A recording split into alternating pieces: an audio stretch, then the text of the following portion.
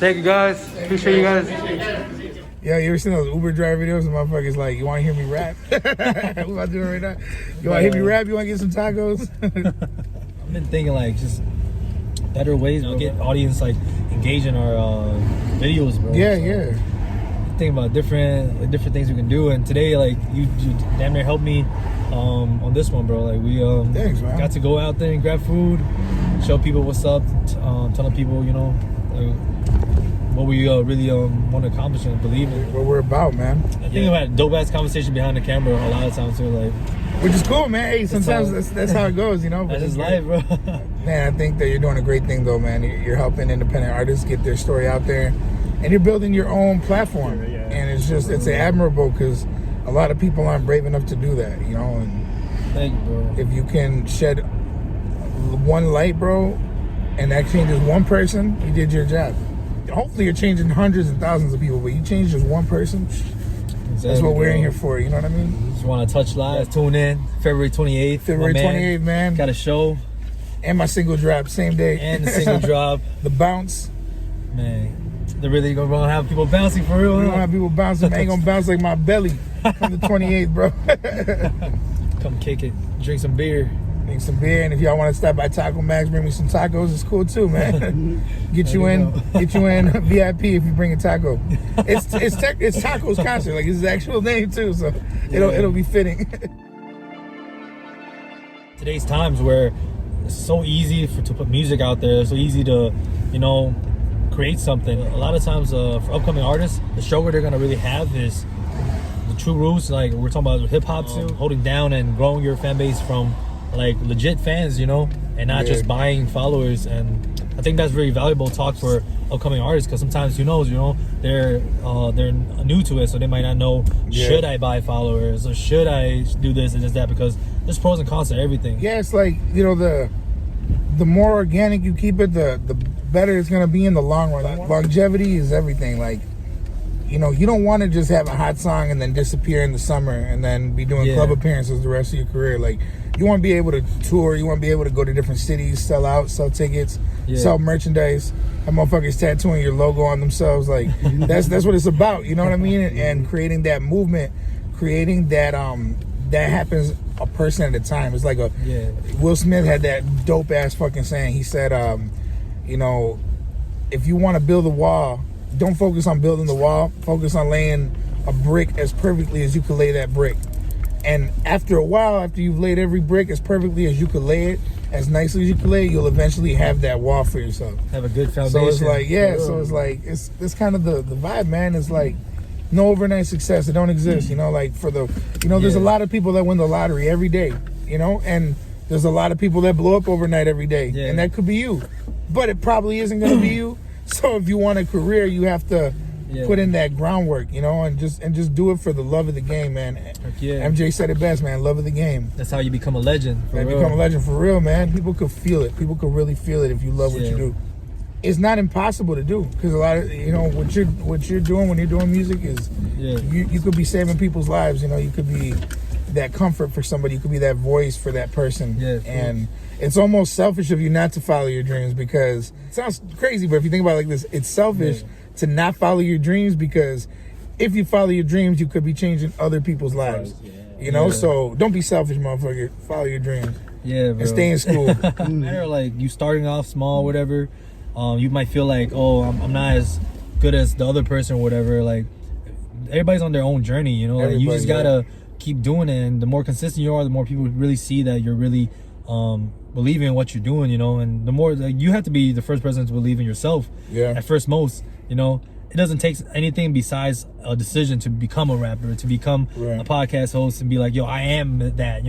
It took me a while too, bro, to really like start telling people, I am this, I do this, to do that, because I'm not used to do it, telling them straight up. I just do it with me, but it gets to the point where you're proud of what you're doing, and you get to tell people, and tell your story. So leave your legacy, tell your story. Biggie said, what he say? Spit your game, talk your shit. That's what we doing, But it's true, man. It's and it's an honor, man. You are an individual that I know, not fuck the 5-10 years. I know by next year you're gonna be elevated to another level because you're putting in that work, and I respect that.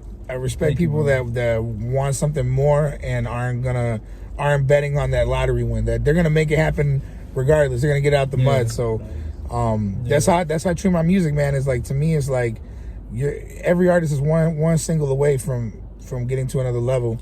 Yeah. But at the same time, it's like I'm trying to create timeless music. So I'm not trying to. For me, I'm never trying to write a hit record. It really doesn't. You know what I mean? Like I just write records, and if it becomes a hit or if it's got a catchy song, it's gonna pick up traction. So I just the one thing that I could never live with is creating music that isn't genuine to who I am as a person. So that's the one advice, man. If you're an indie artist or any artist that's coming up, is like, find what it is about you that makes you who you are, and if you can find a way to put that into your music, you're gonna turn heads, because everyone's making the same bubblegum pop music out there. Everyone's mixing the same ingredients together. So if you could bring something about you that's gonna stand out from everybody else, that's what's gonna get you to that next next level. Bring something to the table, like, especially by just being yourself, because like how Dre was saying too, like,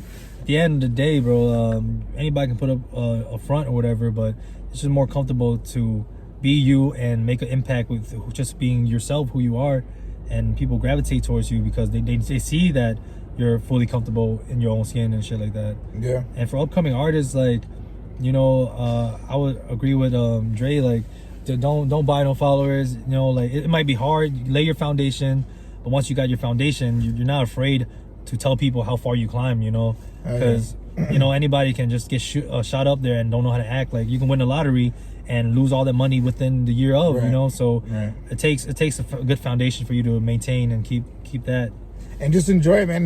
Enjoy the journey. Like, at the end of the day, we all do this because we love what we do. So find a way to help yourself enjoy it. A piece of advice that I can say is, like, give yourself that time to really enjoy what you're doing. And with that, what I've always been told is, like, you chase the money, you're never gonna catch the money. But you chase your passion, the money will come to you. But you got to really be passionate about it. So work towards your strengths. Then double down on your strengths, and from there you're gonna be successful. My first dream ever, and people that really know me, that grew up with me in Kenosha, Wisconsin, I used to want to be a professional wrestler, bro. I wanted to be a WWE, like, world heavyweight champion. Like, bro, I wanted to be the world heavyweight champion, bro. My first rap name, the Latin Bullet, was like my wrestling name.